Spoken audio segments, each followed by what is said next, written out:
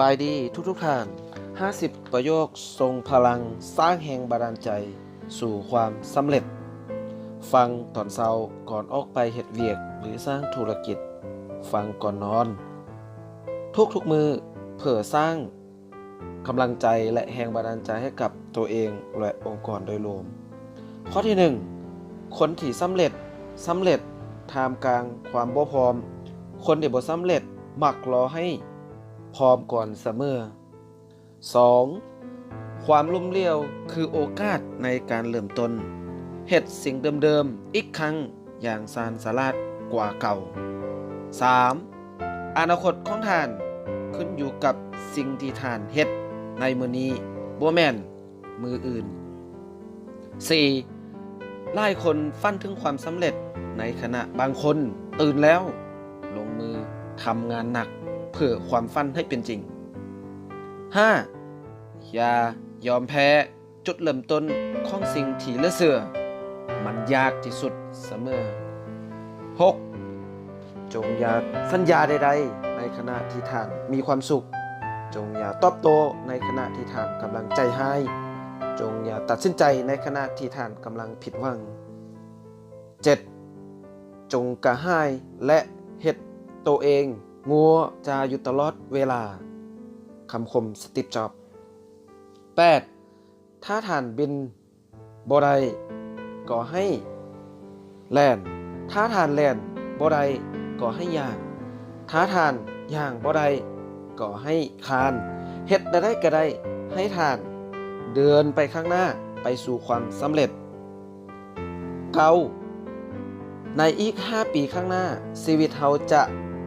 คือในมื้อนี้หรือบ่นั้นขึ้นอยู่กับ2อย่างคือหมู่คู่ที่ท่านคบกับหนังสือข้อคิดข้อมูลที่ท่านกำลังฟัง 10. คนอ่อนแอยานความคิดผู้อื่นคนโง่จาต่อต้านความคิดผู้อื่นคนฉลาดศึกษาความคิดผู้อื่นยอดคนโน้มน้าวความคิดผู้อื่นใด 11. ค่อยเป็นคนเดินช้าแต่ค่อยบ่เคยจะถอยหลัง 12. บ่มีแม่ยังน่าอายไปกว่าการเบิ่งคนอื่นเฮ็ดในสิ่งที่ท่านคิดว่ามันเป็นไปบ่ได้ 13. ถ้ามัวแต่สนใจน้ำลายของคนนอกบ้านวันหนึ่งอาจจะได้ยินเสียงน้ำตาคนในบ้าน 14. คนที่บ่เคยทำผิดคือคนที่บ่เคยเฮ็ดหยังเลย 15. วิธีเฮ็ดให้คนสูญเสียพลังให้น้อยที่สุดคือการที่พวกเขาคิดว่าตัวเองบ่มีพลัง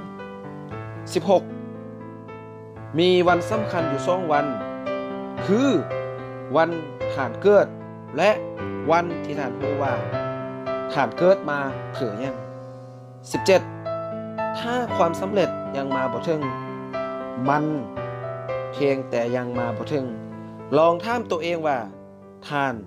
เฮ็ดมันดีพอหรือบ่และเฮ็ดหนักพอหรือยัง 18. วิธีการเดียวที่ให้ท่านบ่ให้ไผมาวิจารณ์ก็คือบ่ต้องเฮ็ดบ่ต้องเว้าบ่ต้อง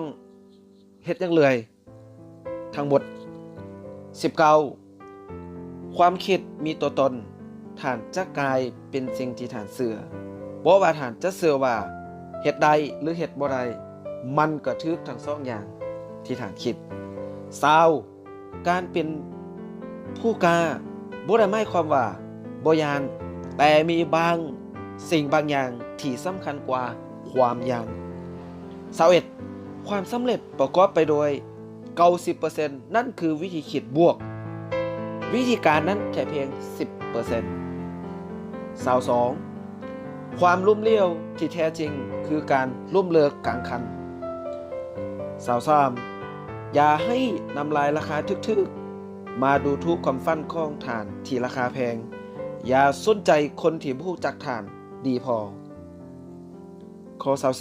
24. คิดอย่างผู้มีปัญญาแต่สื่อสารภาษา แบบคนทั่วไป25มื้อนี้เป็นกอหญ้าวันหน้าเป็นกอไผ่ถ้าบ่ล้มเลิกความตั้งใจวันหนึ่งจะกลายเป็นต้นไทรที่แข็งแกร่งที่สุด26การเดินทางเป็นพันลี้ต้องเริ่มต้นก้าวแรกเสมอ27ความสำเร็จเกิดจากการทำผิดพลาดซ้ำๆแต่บ่เคยสูญเสียความกระตือรือร้น28มีแต่คนบ้าเท่านั้นที่ขาดหวังผลลัพธ์แบบใหม่ๆจากการกระทำแบบเดิมๆ29จงระมัดระวังค่าใช้จ่ายเล็กๆน้อยๆเพราะหอยหัวเล็กๆน้อยๆเพียงหอยเดียวสามารถล้มเรือใหญ่ได้ทางลำ30ยากใดน้ำฝนต้องยอมเปียกฝนยากเกี่ยวเข้าต้องยอมเปื้อนยากมีชีวิตที่ดีๆแต่บ่กล้าแลกยังเลยบ่มีทางจะสำเร็จ31เฮาเกิดมาจนบ่ผิดแต่ถ้าตายแล้วยังจนนั่นคือความผิดของเฮาลิขิตฟ้าจะสู้มานะตนความจนบ่แม่นกรรมพันธุ์คำคมบิลเกต32ราคาที่เราต้องจ่ายให้ชีวิตที่ยอดเยี่ยมคือวินัยราคาที่เราต้องจ่ายให้ชีวิตที่บรรลัยคือตามใจเราเอง33จงใช้ชีวิตในแต่ละวันให้คือกับวันนี้เป็นวันสุดท้ายของท่าน34อย่าจมปักหลักอยู่กับความท้อแท้แค่วินาทีเดียวเพราะชีวิตยังมีมืออื่นมือฮือต่อไป35คำปฏิเสธเป็นเพียงเสี้ยวเล็กๆน้อยๆที่เป็นส่วนหนึ่งของความสำเร็จอันยิ่งใหญ่ยอมเจ็บปวดเล็กๆน้อยๆบ่ได้ก็ต้องยอมความเจ็บปวดระยะยาวตลอดชีวิต36เมื่อใดอยากล้มเลิกความตั้งใจจงท่ามย้อนกลับไปว่าเฮ็ดใดจึงเริ่มต้น37มันเบิงเหมือนคือความเปลี่ยนไปบ่ได้เสมอจนกว่ามันจะสำเร็จ38อย่าปล่อยให้เสียงของคนอื่นมารบกวนเสียงภายในใจของท่าน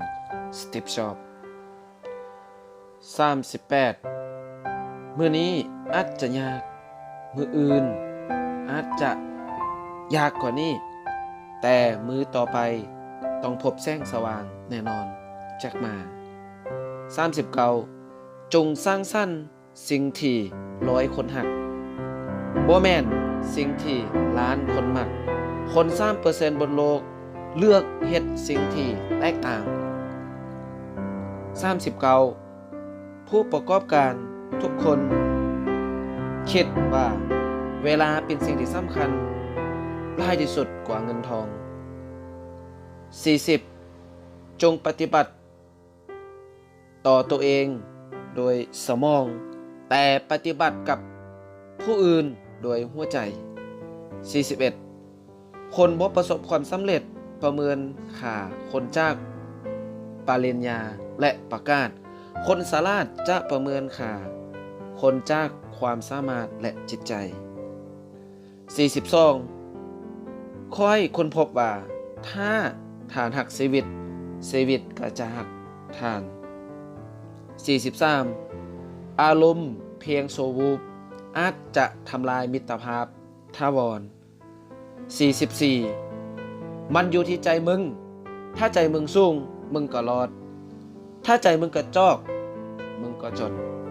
มันอยู่ที่ความเอาจริงเอาจังในชีวิตของมึง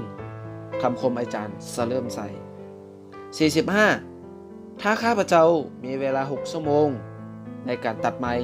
ข้าพเจ้าจะใช้เวลา4ชั่วโมงในการรับขวัญ46ความภาคภูมิใจที่สุดในชีวิตคือการพิสิทธิ์สิ่งที่คน ออมข้างเชื่อว่าเฮาเฮ็ดบ่ได้47บ่มีความลับในการประสบความสำเร็จมีเพียงการเตรียมพร้อมทำงานหนักเฮ็ดเวียกหนักและเรียนรู้จากความล้มเหลว48ข้าพเจ้าเบื่อทุกๆนาทีของการฝึกซ้อมแต่ข้าพเจ้าบอกตัวเองเสมอว่าอย่าล้มเลิกจงอดทนในตอนนี้แล้วไปใช้ชีวิตที่เหลือในฐานะเป็นซ้ำ49จงเก็บความยานไว้ในใจทานจงแบ่งปันความกล้าหาญไปยังผู้อื่นบ่แม่นผู้เข้าที่เฮาพิสิทธิ์ใดแต่คือใจเฮาเองต่างหากที่ต้องได้พิสิทธิ์50ชีวิตนี้บ่มีคำว่าสบายไปตลอดเวลาแต่ท่านเลือกได้ว่าจะลำบากจากการมีระเบียบวินัยแล้วสบายหลังจากนั้นหรือสบายจากการเฮ็ดตามใจตัวเองที่ตัวเองอยากจะเฮ็ดแล้วลำบากไปจนตายคำคมอาจารย์จตุพล50ประโยคทรงพลังสร้างแรงบันดาลใจสู่ความสำเร็จเริ่มจากตัวท่านเองฟังตอนเช้าก่อนออกไปเฮ็ดเวียกไปเฮ็ดธุรกิจฟังก่อนนอนทุกๆมือเพื่อปลุกพลังตัวท่านเองก้าวสู่ความสำเร็จเวียงคำพันธแซงก็ขอบใจ